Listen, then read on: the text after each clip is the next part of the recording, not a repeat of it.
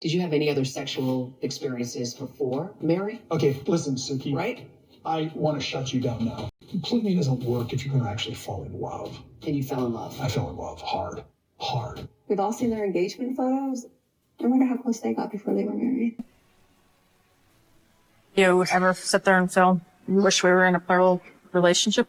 The question in my head is like, are we going to try to live plural marriage again?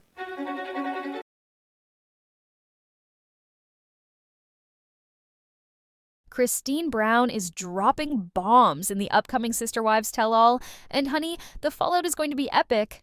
Buckle up, because this family drama is about to hit DEFCON levels of messy, and trust me, you do not want to miss a single second of it. For years, fans watched Kody Brown preach about morality, loyalty, and living the principle, while his marriages crumbled one by one. But now, Christine is coming for his throne, and she's armed with receipts. Remember earlier this season when Kody shockingly admitted he lost his purity before marriage, and it was his biggest regret as a good Mormon boy? Yeah, well, turns out he conveniently left out that little detail to his first 3 wives, and when his daughter McKelly found out from watching the show? Let's just say the family group chat probably exploded. But here's where it gets juicy. Christine is calling out the ultimate hypocrisy. While Kody was out here acting like his premarital slip-up was some unforgivable sin, he and Robyn were playing house before they were even legally married. Oh, and speaking of legalities, remember, their big spiritual wedding? Total sham. At the time, Kody was still legally married to Mary, meaning Christine and Janelle had 0 spousal rights while Robyn got the wife treatment without the paperwork. And yet, somehow, Kody spun it like his past was a tragic mistake.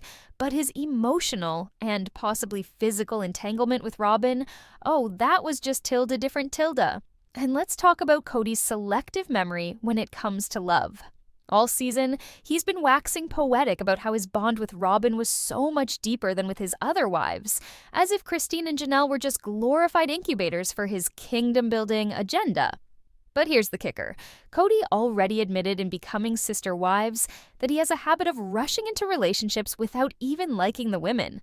His exact words, he'd hold a girl's hand, look over, and think, wait, why am I with her?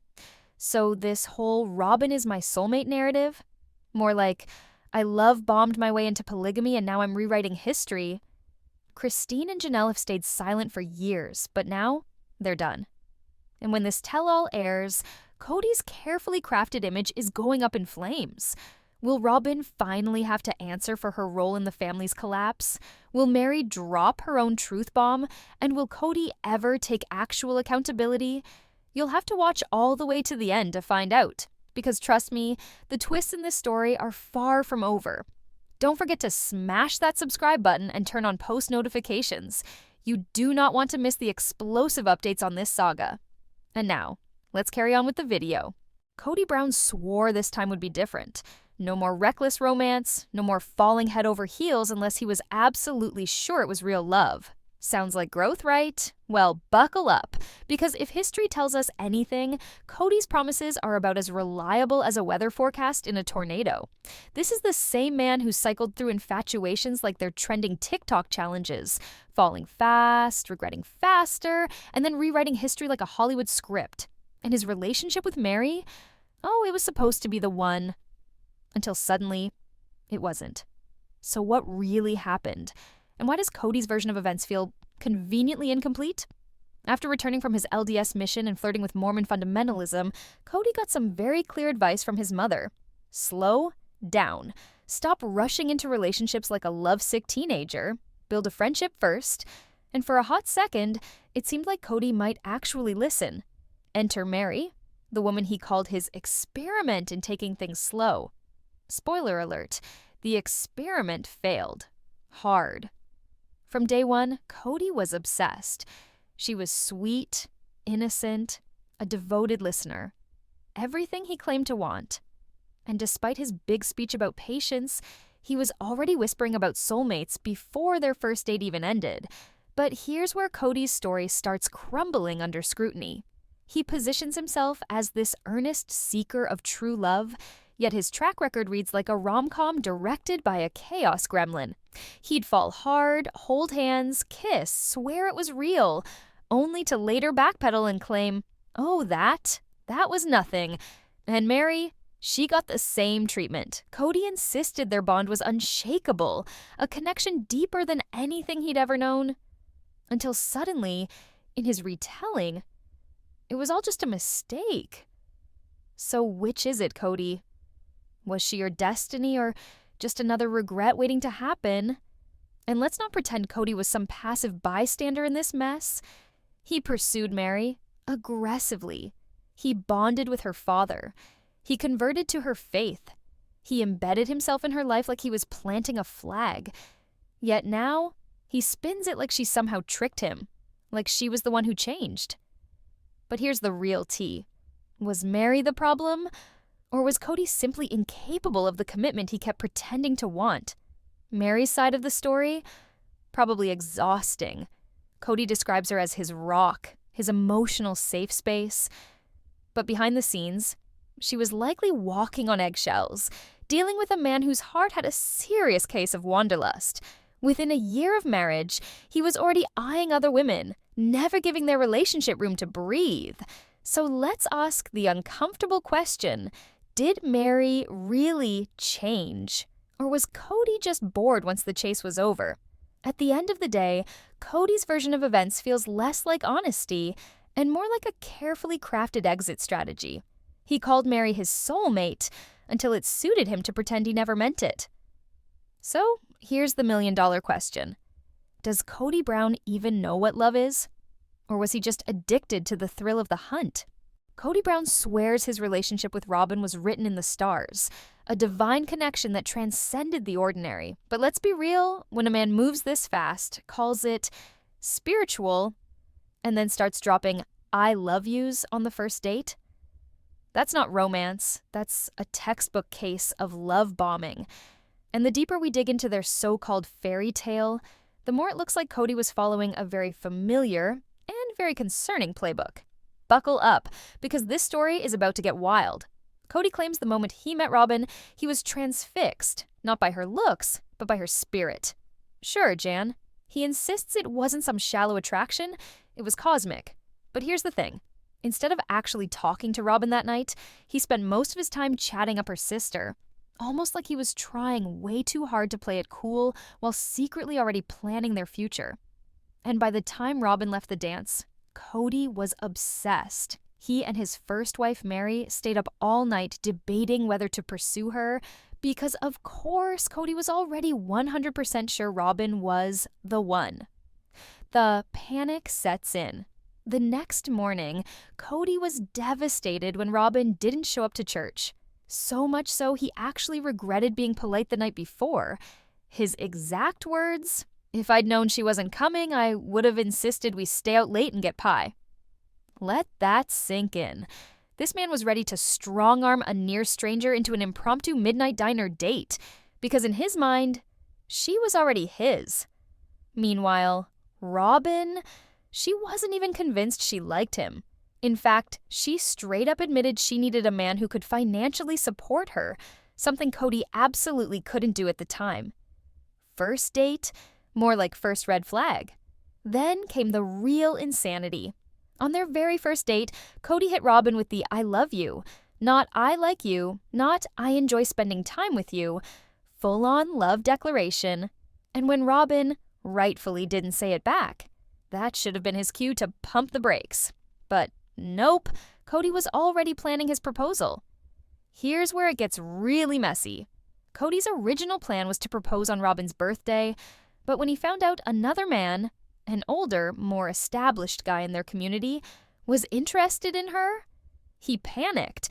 Suddenly his timeline sped up overnight. Never mind that he couldn't afford another wife. Never mind that Robyn wasn't even fully on board. Kody had to lock her down before she slipped away. So, was it love or just another obsession? Let's be clear, Kody has a pattern of falling too hard, too fast, then bending reality to make it fit his narrative. Whether it's calling instant infatuation fate, or love bombing a woman into commitment, the receipts don't lie. And Robyn, she may have stayed, but the cracks in their perfect love story were there from day one. Forget fairy tales. This wasn't love. It was an addiction. Kody Brown wasn't just smitten with Robyn. He was consumed by her. And the way he tells their story, less like divine destiny, more like a man in the throes of a midlife crisis. From Robyn allegedly dangling other men in front of him to a sudden, God told me to do it proposal, their relationship reads like a script from a soap opera, except this drama is very real. Buckle up, because we're dissecting every messy detail. Phase 1, the mind games begin. Kody claims his world was crumbling, not because of love, but because he couldn't financially support Robyn. But was it really about money? Or was he just terrified of losing her? Robyn played it cool, insisting she knew where she belonged. But behind the scenes, rumors swirl that she strategically hinted at other suitors. Was she subtly manipulating Kody into locking her down? Because suddenly this love story starts looking like a high-stakes game of emotional chess. Phase 2, the divine proposal, or desperate panic. Then came the shocking twist. Kody, allegedly overcome by the Holy Spirit, drops to one knee and proposes out of nowhere.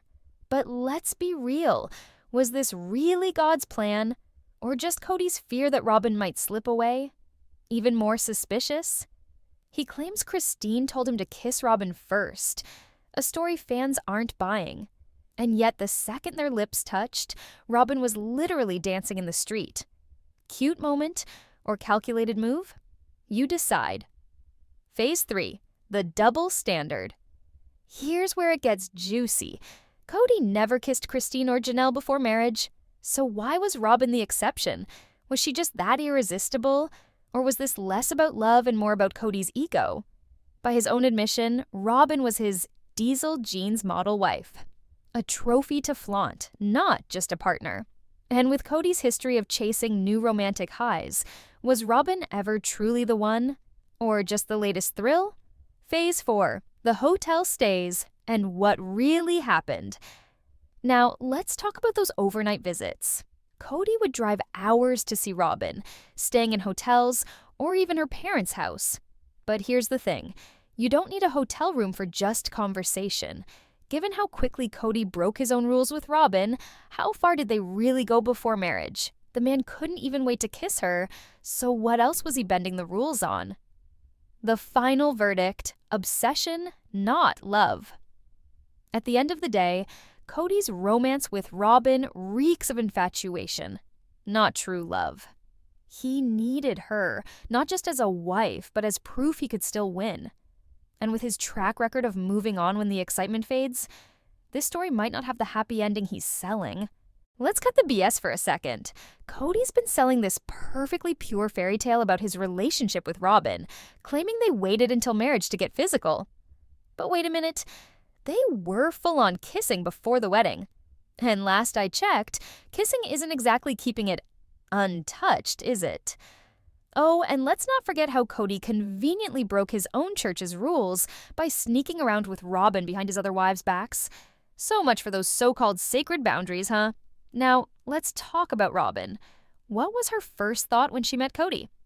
Ooh, he drives a Lexus. Yep, that's right. Her first reaction wasn't about his personality, his faith, or even his character. It was about his car. And let's be real, Robyn wasn't just after a ride. She wanted the lifestyle, the fame, the money, the security for her kids. I mean, come on, suddenly she's writing a best-selling book and rubbing elbows with Oprah. Totally not suspicious at all. But here's where things get really juicy. Kody's been spinning this narrative for years, and the cracks are finally starting to show. The idea that he and Robyn never hooked up before marriage? Please, if you actually believe that, I've got some oceanfront property in Arizona to sell you. And let's not pretend Kody's been some loyal saint. He's admitted to wanting to leave Robyn for someone else at one point.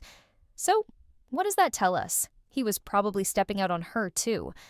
And oh, the hypocrisy. Kody's been happy to confess some of his sins, but the second Suki tried to ask about his actual sex life with Robyn, suddenly, he's the victim. You know that confrontation's coming. Just imagine Suki dropping the bomb. Kody, was your honeymoon really the first time? That moment is going to be iconic, and I cannot wait. So here's the real question. Did Kody actually love Robyn, or was she just the ultimate ego boost? The wife who never challenged him, who fed his narcissism, who played the role of perfect supporter while he got to be the star? Because, let's be honest, Robyn wasn't just a wife. She was a prop, a shiny accessory to make Kody feel like the king of his own twisted kingdom. What do you think? Was this ever about love? Or was it all just a power play? Drop your theories in the comments. I need to hear your takes on this mess. And if you're as obsessed with this drama as I am, smash that like button, subscribe for more tea, and turn on notifications so you never miss an update. Trust me, this story is far from over, and the next chapter is going to be wild. Thanks for watching, and I'll catch you in the next one.